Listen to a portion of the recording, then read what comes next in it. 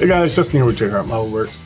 Just a quick update on the Pantera. I was going to do this as part of the Showdown show coverage and just do like a quick update in the front, and I ended up rambling and I ended up with like somewhere between 10 and 15 minutes worth of footage, and I didn't want to take that much time away from Showdown video for just a Pantera update, so we're just going to do a quick update by itself.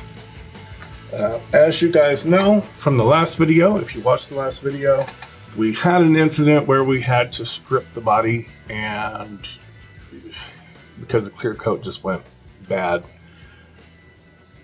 she's painted again and she's clear coated, and everything turned out much nicer.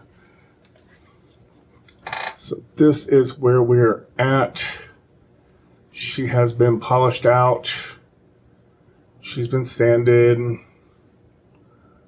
We went ahead and after getting everything sanded and polished, we went through and remasked and redid all the black trim in Mr. Surfacer 1500 again. So she is looking good. That polish came out really nice.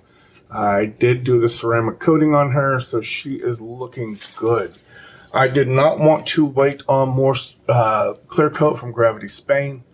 And you guys know that I've mentioned in several videos, I'm trying to move away from as much of the international shipping as I can and get back into get as much stuff from the US as I can, just because it's reduced shipping times and the shipping costs.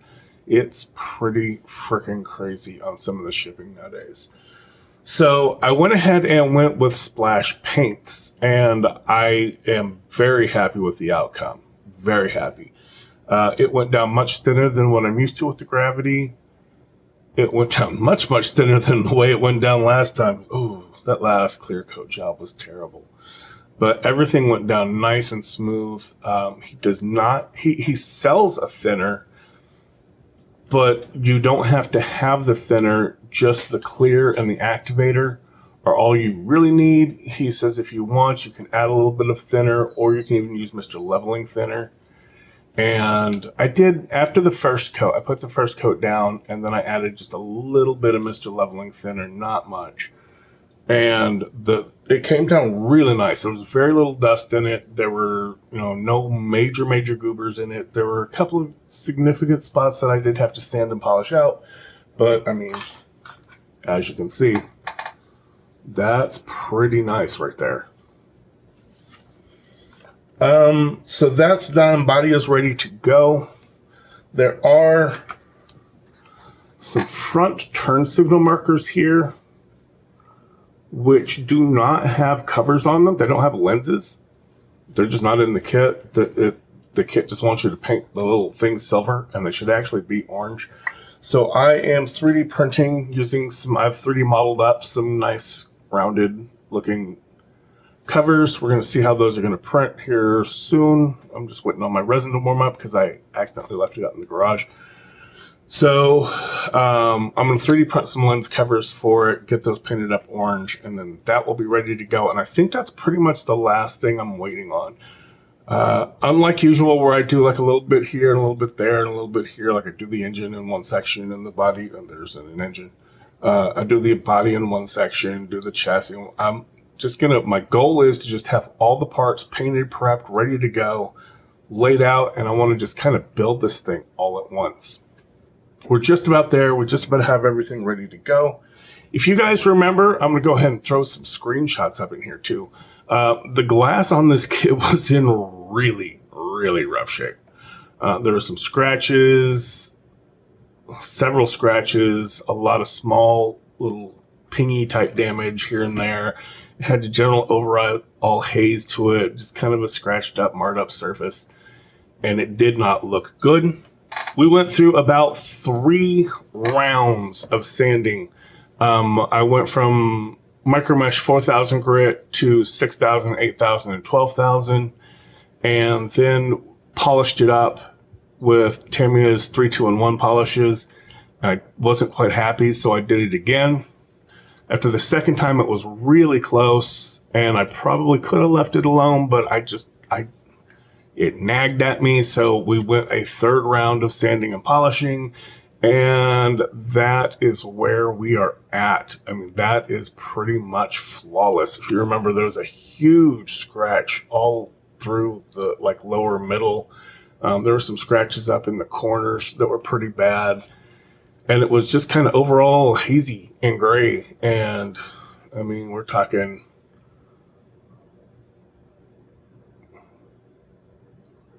you can read that. Off the Sprue, check out Off the Sprue. Mark Dunlop, he's one of us. He's a builder, he's a YouTuber, great guy, amazing metal parts, beautiful pulleys. Might as well give him a shout out while I've got his card up here to show how clear this came out. Not sponsored by Mark. Mark, if you want to, you could just hit me up, but not sponsored by Mark in any way. Just had his card out and figured we'd give him a shout out because, like I said, he's one of us. He's, you know, a builder and a YouTuber, and he does some great work. Interior wise, we have pretty much everything done. I do need to go ahead and get some seat belts going for these, but these are some 3D printed Bride seats. They don't say Bride from the guy who designed them, but if you actually look them up, these are Bride seats. We have our door cards are done, which I added some 3D printed speaker grills down in this lower section just to kind of fill that out a little bit better. I'm going with a 3-tone black, gray, and blue interior. We also have some speakers that I added to the back wall, which I went ahead and flocked as well, with some gray flocking. I think Chris sent me this flocking. It's a really nice flocking. But I figured I would just break that back wall up a little bit and add some speakers in there. Our dashboard is looking really nice. As you guys remember, I don't...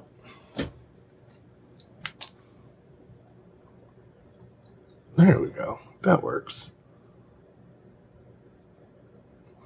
So you guys remember there were no decals for the gauges at all. So I went ahead and designed some gauge decals. That turned out really well. We did the same for the center console here, which a lot of detail painting on that. That has turned out really nice. I don't think I'm going to get close enough for you to really see these, but we will try. We've got all the small little gauges in there.